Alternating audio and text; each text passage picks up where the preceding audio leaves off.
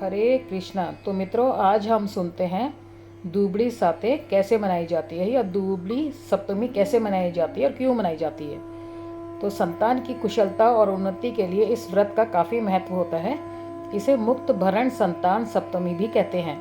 यह व्रत संतान के समय दुख परेशानी के निवारण के उद्देश्य से किया जाता है। संतान की सुरक्षा का भाव लिए स्त्रियां इस व्रत को पूरी विधि के साथ करती हैं। यह व्रत पुरुष अर्थात माता पिता दोनों मिलकर संतान के सुख के लिए रखते हैं। कब और क्यों मनाई जाती है? संतान सप्तमी व्रत भाद्रपद मास के शुक्ल पक्ष की सप्तमी तिथि के दिन किया जाता है। यह व्रत मुख्य रूप से विवाहित स्त्रियों द्वारा किया जाता है। दूबड़ी साते संतान सप्तमी व्रत करने से संतान प्राप्ति, संतान सुख तथा संतान की रक्षा के लिए किया जाता है। इस व्रत के दौरान शिव तथा गौरा की पूजा की जाती है। संतान सप्तमी को दूबड़ी साते के नाम से भी जाना जाता है। इसे भाद्रपद माह की शुक्ल सप्तमी को मनाया जाता है। ऐसी मान्यता है कि संतान सप्तमी के दिन व्रत रखने से जिन महिलाओं को संतान नहीं है, उन्हें भगवान शंकर और माता पार्वती के आशीर्वाद से गणेश जैसे तेजस्वी संतान की प्राप्ति होती है। दूबड़ी साते की पूजा विधि। पूजा में लकड़ी की चौकी पर चित्र के अनुसार कुछ बच्चों की मूर्तियां, मटके और औरत का चित्र मिट्टी से बना ले। जल, दूध, चावल, रोली, आटा, चीनी, घी मिलाकर लोई बनाकर उसको पूजे तथा भीगा हुआ बाजरा चढ़ाकर दक्षिणा चढ़ावें। मीठे बाजरे का बायना निकालकर सासू जी के चरण स्पर्श करके दे दें। ब्राह्मणी को मिष्ठान और दान दक्षिणा से संतुष्ट करें। इस दिन से एक दिन पूर्व सायकाल की बेला में बनाया भोजन भोग लगाकर वहीं ग्रहण करें। यदि इसी वर्ष किसी बालक का विवाह संपन्न हुआ है तो वह इस सप्तमी को उद्यापन करे। उद्यापन में मीठे बाजरे की 16 पूड़ी एक थाली में लेकर तथा 1 रुपया और 1 साड़ी रखकर हाथ फेरकर सासू जी को या सासू जी की अनुपस्थिति में ब्राह्मणी के पांव लगकर उन्हें दे दें और दूबड़ी साते की कथा सुने। अब सुनते हैं दूबड़ी सप्तमी की कथा। एक साहूकार था, उसके 7 बेटे थे। बेटों के विवाह के फेरों के पूरा होने से पहले ही बेटे मर जाते थे। इस प्रकार 6 बेटे मर गए। डरते डरते 7वें बेटे का विवाह मांडा।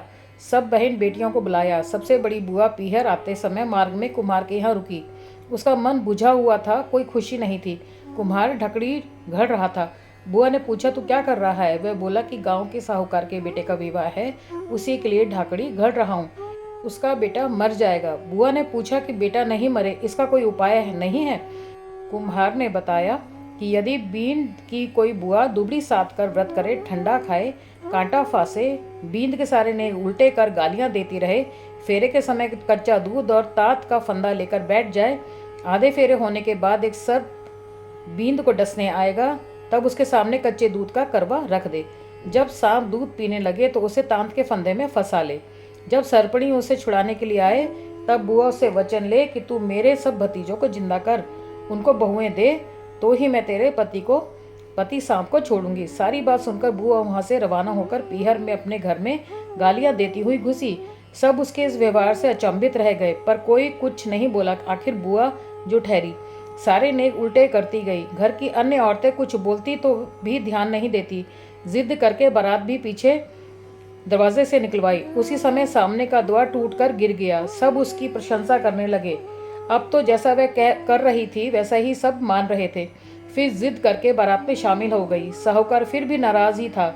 उसने कहा, ये जाएगी तो मैं नहीं जाऊंगा, वैसे भी मैं जाता हूँ तो मेरे बेटे मर जाते हैं। वो नहीं गया। बारात को रास्ते में बरगद के पेड़ की छाया में से निकालने लगे तो गालियां देते हुए उसने बारात को धूप में से ही निकालने की जिद की। उसकी जिद के चलते सब बारात को धूप में से निकलने लगे। तभी एक बहुत बड़ी डाल टूटकर गिर गई। सब फिर से बुआ जी की प्रशंसा करने लगे।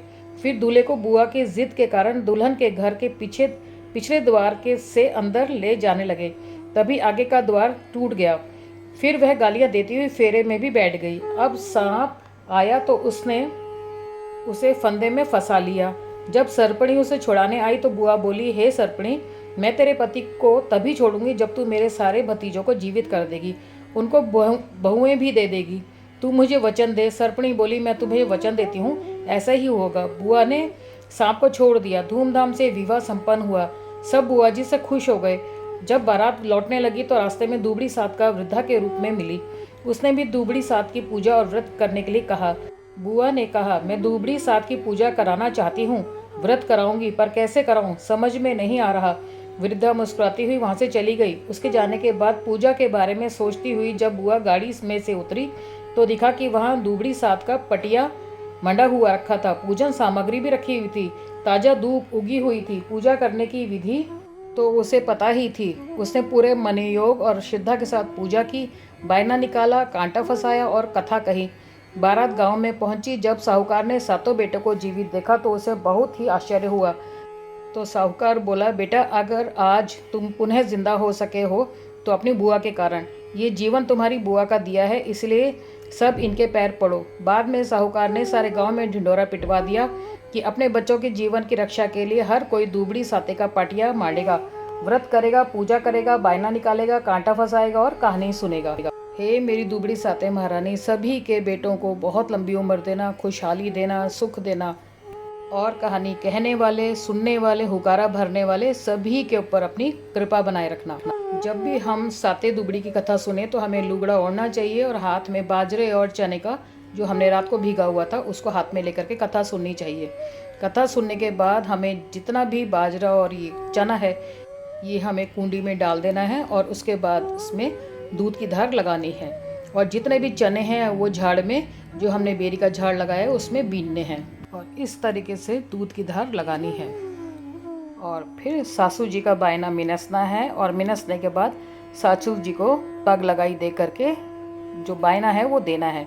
अगर सासू जी ना हो तो कोई भी बड़ी बुजुर्ग औरत हो या ब्राह्मणी हो तो उनको दे सकते हैं। तो आप भी इसी तरीके से दुबड़ी सप्तमी की पूजा करिए और व्रत रखिए। मैं अपना ये वीडियो यहीं बंद करती हूँ। मिलती हूँ अगले वीडियो में। तब तक आप मेरे वीडियो को लाइक कीजिए, शेयर कीजिए, सब्सक्राइब कीजिए और ज़्यादा से ज़्यादा सब्सक्राइब कीजिए।